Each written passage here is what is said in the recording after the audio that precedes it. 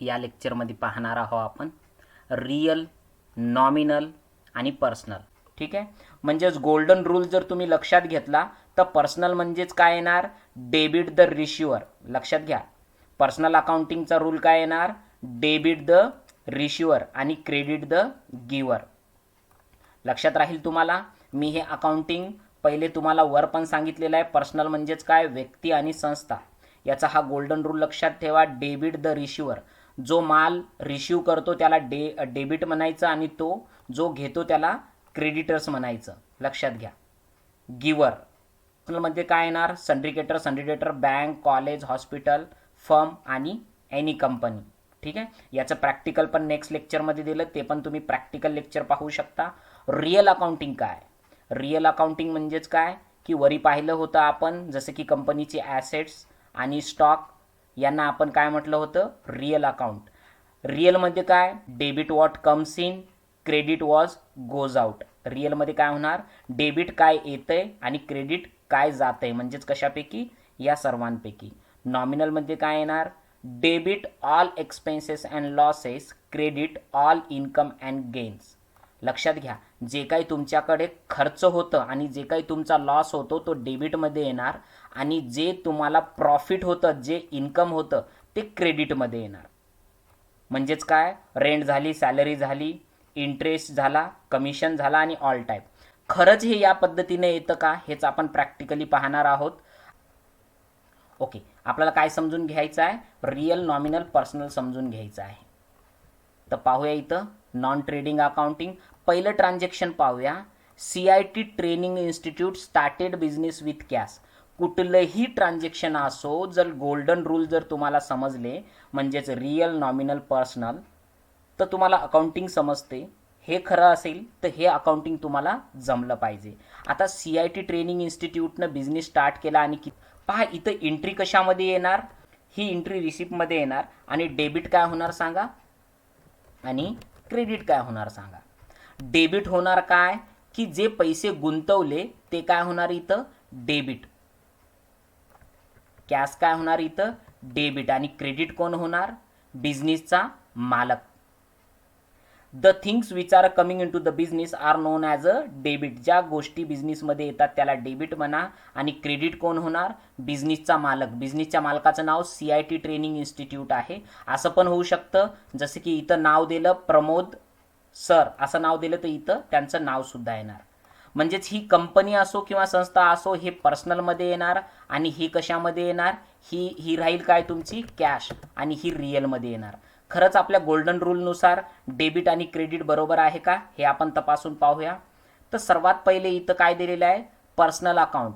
पर्सनलमध्ये काय दिलेलं आहे, debit the receiver, credit the giver. Giver म्हणजे जे कंपनीमध्ये पैसे टाकतो त्याला काय आपण त्याच्याकडनं पैसे घेतलेत, म्हणून CIT ट्रेनिंग इन्स्टिट्यूट ही काय झाली, पर्सनलमध्ये आलाय. कशामध्ये आलाय, हा पर्सनलमध्ये आलाय. तर याला पर्सनल अकाउंटमध्ये आपण घेऊया, म्हणजे तुम्हाला समजण्यासाठी बराबर घेतोय. हा पर्सनल अकाउंटमध्ये आलाय. ठीक आहे. आणि हा कशामध्ये आलाय, रिअलमध्ये आलाय. कशामध्ये आलाय, रिअलमध्ये आलाय. आहे का, कॅश दिलेली आहे इथं. आणि रिअल मध्ये काय येणार, debit what comes in, credit what goes out. Debit म्हणजेच काय येतं आणि क्रेडिट म्हणजेच काय जातं. लक्षात घ्या, रिअलचा काय रूल होता आपला, debit what comes in, credit what goes out. म्हणजे जर कॅश येत असेल तर त्याला डेबिट करा, जे बरोबर केली, आणि कॅश जात असेल तर त्याला क्रेडिट करा. ठीक आहे, रिअलचा रूल लागला इथं. आता इथं क्रेडिट काय म्हटलं, इथं पर्सनल अकाउंट म्हणजेच काय, CIT ट्रेनिंग इन्स्टिट्यूटनं बिझनेसमध्ये पैसे टाकले. The giver credit, debit the receiver, credit the giver. हा रूल सुद्धा इथं बरोबर लागलाय. दुसरा नेक्स्ट आपण याच्यामध्ये हे 2 नंबरचा प्रॉब्लेम आपण पाहूया इथं, की नंतर त्या कंपनीनं काय ठरवलं की 2 लाखाचा माल आपण विकत घ्यायचा. म्हणजे याच्यामध्ये काय डेबिट होईल आणि काय क्रेडिट होईल हे पाहायचं आपण. He purchase some computer for office use. म्हणजेच काय बिझनेसमध्ये आलं, कम्प्युटर हे बिझनेसमध्ये विकत घेतलं. The things which are coming into the business are known as a debit. तुम्ही डेबिट क्रेडिटचं लेक्चर पाहिलं असेल तर तुम्हाला हे डेबिट समजून जाईल. म्हणजे बिझनेसमध्ये ज्या गोष्टी येतात त्याला डेबिट म्हणा. ठीक आहे. आणि क्रेडिट म्हणजे जे जातात त्याला क्रेडिट म्हणा. आपल्याकडनं काय जाणार, मग कॅश जाणार.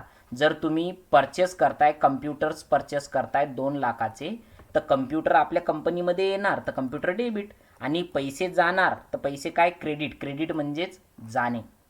तर या दोघांनाही कुठला रूल लागतो पहिले लक्षात घ्या. या दोघांनाही कुठला रूल लागतो, रिअलचा.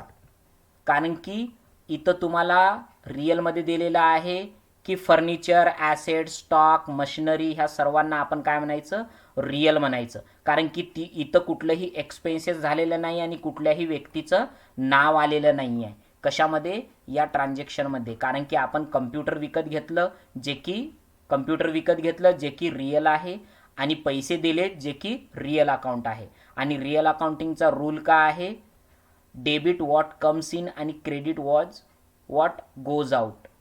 म्हणजेच डेबिट काय येते आणि क्रेडिट काय जाते. डेबिट वॉट कम्स इन म्हणजे तुमच्याकडे काय फिक्स ॲसेट आलं, म्हणजेच रिअलमध्ये काय आलं, कम्प्युटर आलं, म्हणजेच त्याला डेबिट करा. आणि काय गेलं म्हणजेच पैसे गेले, म्हणजेच काय करा, इथं तुम्हाला क्रेडिट करा. समजलं हे. सॅलरी देऊया इथं. ओके, सॅलरीमध्ये डेबिट काय आहे आणि क्रेडिट काय आहे.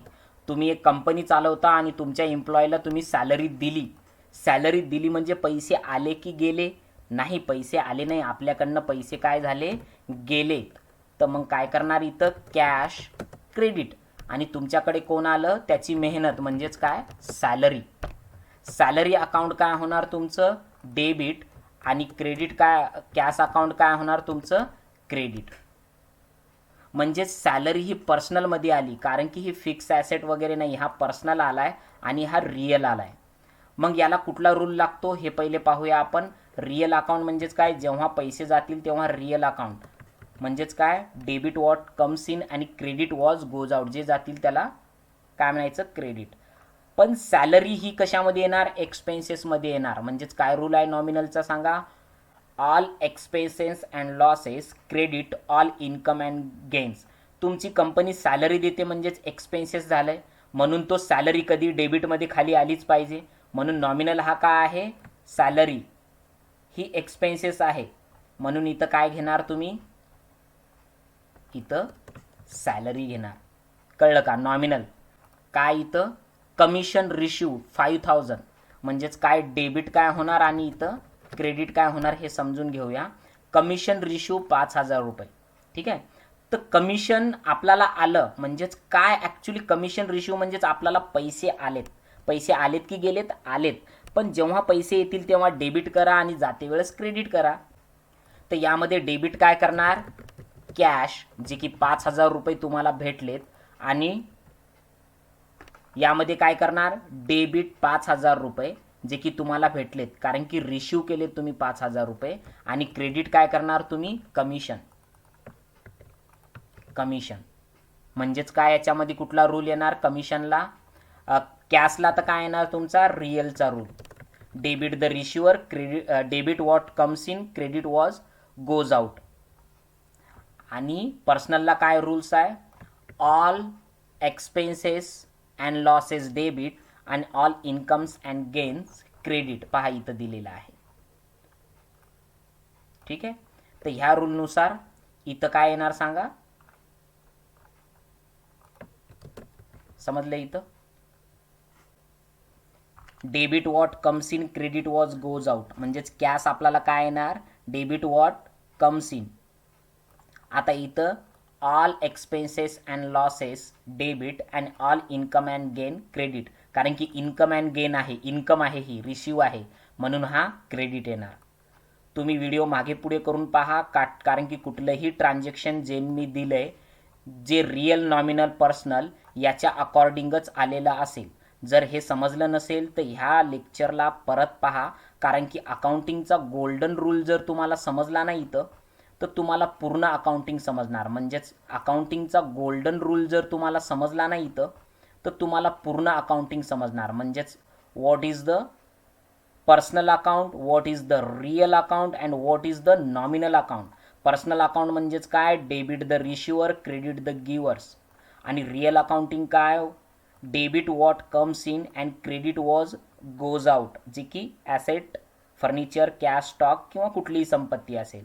नॉमिनल काय, debit all expenses and losses, credit all income and gains, जे की खर्च आणि इन्कमशी रिलेटेड आहे नॉमिनल, आणि संपत्तीशी आणि मालाशी रिलेटेड आहे रिअल, व्यक्ती आणि संस्थाशी रिलेटेड आहे काय, पर्सनल.